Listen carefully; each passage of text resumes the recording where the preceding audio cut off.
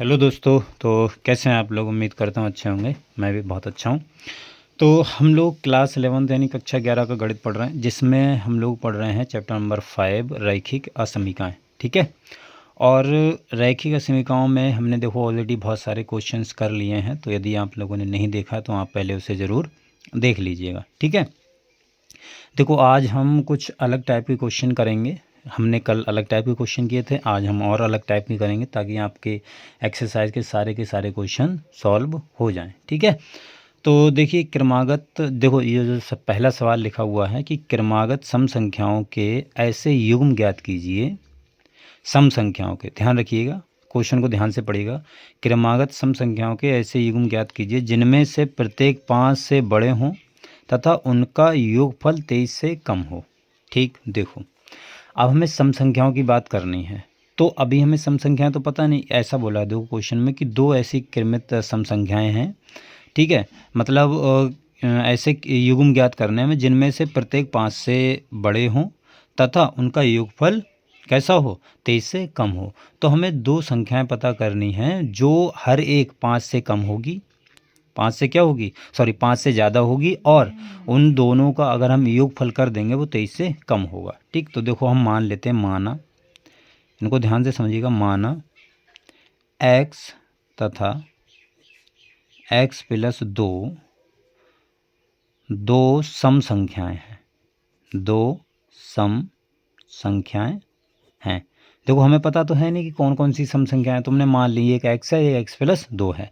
भाई x plus मान लो x आई तुम्हारे पास में 4, तो x प्लस 2 कितनी होगी, 6। तो दोनों सम संख्याएं हो गई।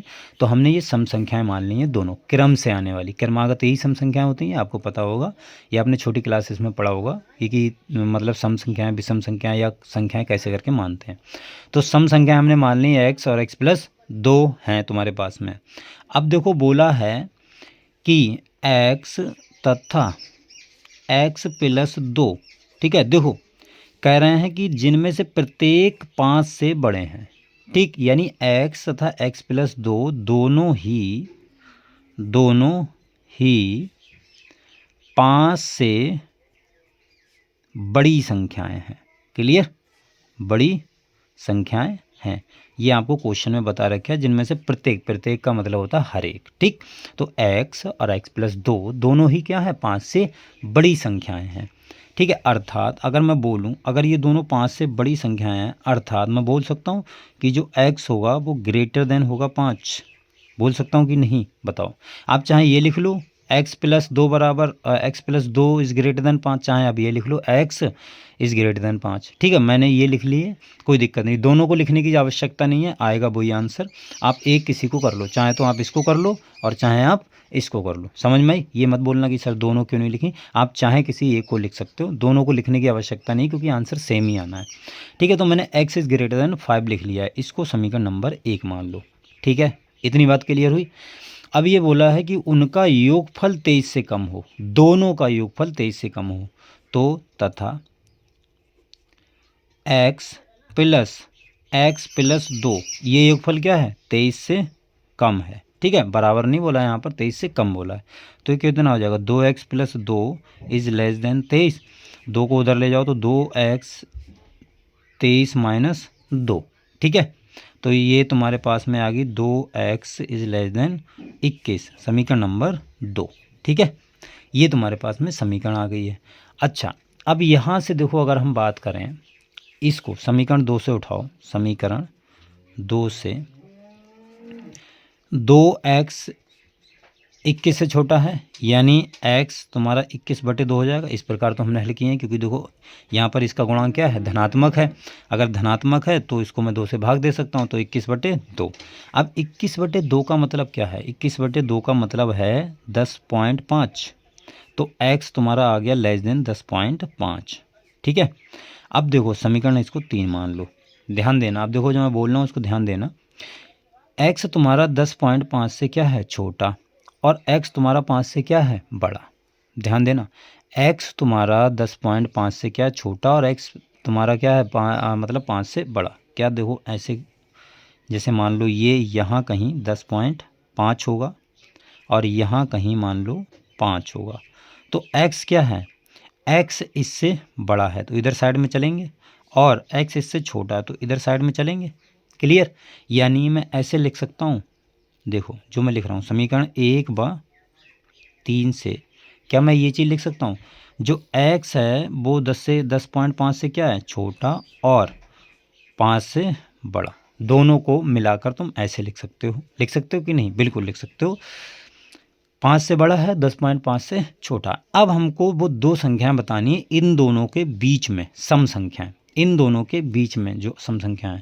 तो देखो 5 के बाद क्या आएगी, 5 के बाद कौन सी संख्या आएगी, 6, फिर 7, फिर 8, फिर 9, फिर 10 भी आएगी यहाँ कहीं पर ही, 10 भी आएगी ना, 10.5 है ये, तो 10 भी आ सकती है भाई, बिल्कुल आएगी 10, क्यों नहीं आएगी, क्योंकि 10.5 है, 10.5 10 से ज़्यादा होता है। अब इनके बीच में तुम्हें सम संख्याएँ बतानी हैं जो क्रम से आएँ, दो सम संख्या हमने मानी थी वो बतानी है। तो आपको ऐसे ही दिख रहा होगा कि एक तो 6 आ रही है, एक 8 आ रही है, एक तुम्हारे पास में 10 आ रही है, 3 आ रही हैं, ठीक है। तो हमको युग्म बताना है, युग्म का मतलब है इंटरवल के रूप में बताना है। युग्म का मतलब क्या होता है, इंटरवल के रूप में। तो अगर देखो पहली संख्या तुम्हारे पास में हो गई मान लो 6, तो अगली कितनी होगी, 8। ये पहला इंटरवल बन गया, तथा पहला इंटरवल बन गया ना 6,8, ये पहला युग्म हो सकता है। और अगला युग्म क्या हो जाएगा, 8,10, ठीक है। क्लियर? अगला युग्म क्या होगा, 8,10। अब देखो इंटरवल के रूप में क्यों लिखना है हमने, देखो इंटरवल के रूप में इनको क्यों लिखा है, हमें बतानी है दो संख्याएं। यहाँ पर अगर हम बात करें तो 1 2 3, मतलब 1 2 3 संख्याएं आ रही हैं, मतलब 10 भी आ रही है, तो 3 संख्याएं तो लेनी नहीं है। तो इंटरवल के रूप में ऐसे लिखा है, देखो ये वाला साइन तुम्हारे पास में देख रहे हो तुम, ये वाली ब्रेकेट लगी है, इसका मतलब है कि यहाँ पर मतलब 8 शामिल नहीं है, यहाँ पर 10 मतलब यहाँ पर भी 8 शामिल नहीं है, तो 6 10 या 8 या 6। कहने का मतलब है इंटरवल के रूप में आप ऐसे करके इसको लिख सकते हो, जो आपको दिखें वो युग्म लिख दो। तो दोनों ये युग्म हो गए। क्लियर? ये युग्म कैसे हो गए हमारे, क्रमागत सम संख्याओं वाले। तो अगर आप देखोगे कि ये प्रत्येक जो है वो 5 से बड़ी होगी, देखो ये भी 5 से बड़ी है, ये भी 5 से बड़ी है, तथा इनका अगर हम योग करेंगे वो 23 से क्या होगा, कम होगा। सीधी सी बात, आप योग करके देख लो, 10 + 8 कितना, और 18, 18 का योग 18 क्या होता है, 23 से कम होता है ना। और इनमें से कोई सी भी एक संख्या उठाओ तो वो 5 से ज़्यादा ही होगी। क्लियर? तो ये क्वेश्चन हो गया, आई होप समझ में आ गया होगा क्वेश्चन, अच्छा क्वेश्चन है, ठीक है। तो ध्यान देना, इनको ऐसे ही हमको मानना पड़ेगा। अच्छा देखो अगला क्वेश्चन है, इसी टाइप का एक और करते हैं ताकि ना क्लियर हुआ हो तो ये हो जाएगा क्लियर। ये बोला 10 से कम क्रमागत विषम संख्याओं के ऐसे युग्म ज्ञात करो जिनके योगफल 11 से अधिक हों। ठीक है, 10 से कम, तो हमने मान लिए विषम संख्या, माना x तथा x + 2 दो विषम प्राकृत संख्याएं हैं। देखो अब x तथा x + 2 क्यों माना है, विषम संख्याएं तो कुछ और भी हो सकती हैं, ठीक है। x तथा x मतलब क्यों माना है ऐसा, तो देखो ये बोला 10 से कम क्रमागत विषम संख्याओं के ऐसे युग्म ज्ञात कीजिए जिनके योगफल 11 से कम हो। तो इन जनरल तो हमने क्रमागत विषम संख्याएं मान ली हैं, ठीक है। हम मान के चल रहे हैं, ऐसा नहीं है, देखो हम मान के चल रहे हैं कि ये विषम संख्या होगी। क्लियर? अगर ये हम मान के चल रहे हैं ये विषम संख्या होगी, तो विषम संख्या कोई सी भी आप उठाओ, मान लो एक है, एक विषम संख्या, अगर इसमें 2 जोड़ोगे तो ये कितनी, अगली जो 3 आएगी वो भी विषम संख्या ही होगी, ठीक है। और मान लो ये 3 आ गई, तो इसमें अगर 2 जोड़ दोगे तो कितनी होगी, 5, ये भी एक विषम संख्या ही है, क्रम से आने वाली विषम संख्या, ठीक है, क्रम से आने वाली विषम संख्या, ठीक। अब आप ऐसा मत बोल देना कि सर मान लो कि x 2 आ गया, तो हम मान के चल रहे हैं कि x हमारा विषम ही है, ठीक है। सम हम मान के नहीं चल रहे हैं, हम बोल रहे हैं कि x हमारा विषम ही है। अगर ऐसा हम मान के चल रहे हैं कि x हमारा विषम है तो x + 2 ऑलरेडी एक विषम संख्या ही होगी। तो ये दो क्रम से आने वाली विषम संख्याएं होगी तुम्हारे पास में, ठीक है। मानने को आप ऐसे ही मान सकते हो, x + 1 हो गया और x + 3 हो गया, ये भी तुम्हारी कैसी होगी, विषम संख्याएं हो गई। कोई दिक्कत नहीं, हम इससे भी करके देख लेंगे, आप इससे करके देख लेना, मैं आपको इससे बता दे रहा हूँ, ठीक है। चलिए देखो, जैसे अब इसमें बोला है कि 10 से कम क्रमागत विषम संख्याओं के के ऐसे युग्म ज्ञात कीजिए जिनके योगफल 11 से कम हो। तो 10 से कम, तो देखो प्रश्नानुसार हम पहली कंडीशन लिख लें, प्रश्नानुसार पहली कंडीशन क्या हो जाएगी, x जो हो गया वो 10 से कम हो गया, इसको समीकरण नंबर 1 मान लो। और बोला है तथा इनकी मतलब दोनों का योगफल क्या 11 से अधिक हो, तो x प्लस 2 ये क्या है 11 से अधिक है, तो यहाँ से कितना हो जाएगा 2x प्लस 2